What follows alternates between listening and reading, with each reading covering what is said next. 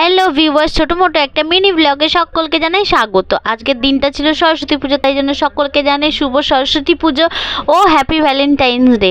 তো আমি খুব সুন্দর করে রেডি হয়ে অভির সাথে বেরিয়ে গেলাম ঘুরতে। আর ও যেহেতু সকাল থেকে বাড়ি ছিল না, তাই জন্য আমরা সন্ধেবেলায় দুজন মিলে বেরিয়ে গেছি।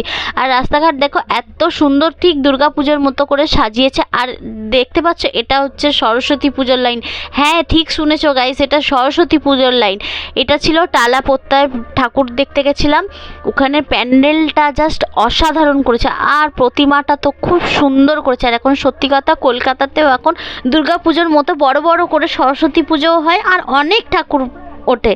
তারপরে ওখানে ঠাকুর দেখার পরে এখানে একটু প্রোগ্রাম হচ্ছিল, আমরা দুজন দাঁড়িয়ে দেখছিলাম, খুব ভালো লাগছিল। তারপরে আমার এত খিদে পেয়েছে, তার জন্য চলে গেছিলাম করিমসে। আর করিমসে গিয়ে দেখি কত ভিড়, দেখতেই পাচ্ছ। আর আমার না এত জোরে খিদে পেয়েছিল যে আমার মুখটা দেখো পুরো বাংলার 5 হয়ে গেছে, এত জোরে খিদে পেয়েছে। তখন রাত 10টা বাজে, এত ভিড়। তারপরে আমরা চলে গেলাম ওখান থেকে আরসালানে। আর আরসালানের ভিড়টা জাস্ট দেখো, বাইরেই এত লোক অপেক্ষা করছে, আর ওয়েটিং রুমে তো আরও অনেক লোক ছিল। আমার বরের রিয়াকশানটা একবার দেখো। তারপরে ভাবলাম যাই আর কটা ঠাকুর দেখে নিই, দেখার পরে যদি একটু ফাঁকা হয় তাহলে গিয়েই খাবো। তারপরে ঠাকুর দেখার পরে আবারও চলে গেলাম আমরা করিমসে। তো তখন একটু করিমসে ফাঁকাই ছিল। আর যেহেতু আজকে ভ্যালেন্টাইন ডে ছিল, তার জন্য খুব সুন্দর রেড হার্ট বেলুন দিয়ে সাজিয়েছিল, জাস্ট খুব ভালো লাগছিল, অ্যাম্বিয়েন্সটা খুব ভালো ছিল। তারপরে এখানে আমরা একটু দেখছিলাম কি খাওয়া দাওয়া করব। তারপর দুজন মিলে ঠিক করলাম ফাইনালি মাটন বিরিয়ানি, চিকেন চাপ, রেশমি কাবাব এইগুলোই অর্ডার করেছিলাম।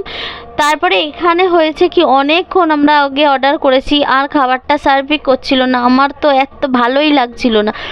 অনেক অপেক্ষার পরে চলে এসছে আমাদের বিরিয়ানি।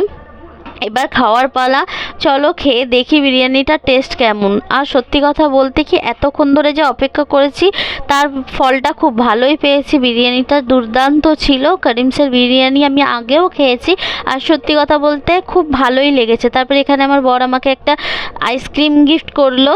তো চলো আমি আইসক্রিমটা খাই, ততক্ষণ তোমরা চ্যানেলটাকে সাবস্ক্রাইব করে দিয়ে। দেখা হচ্ছে নেক্সট ভিডিওতে। টাটা।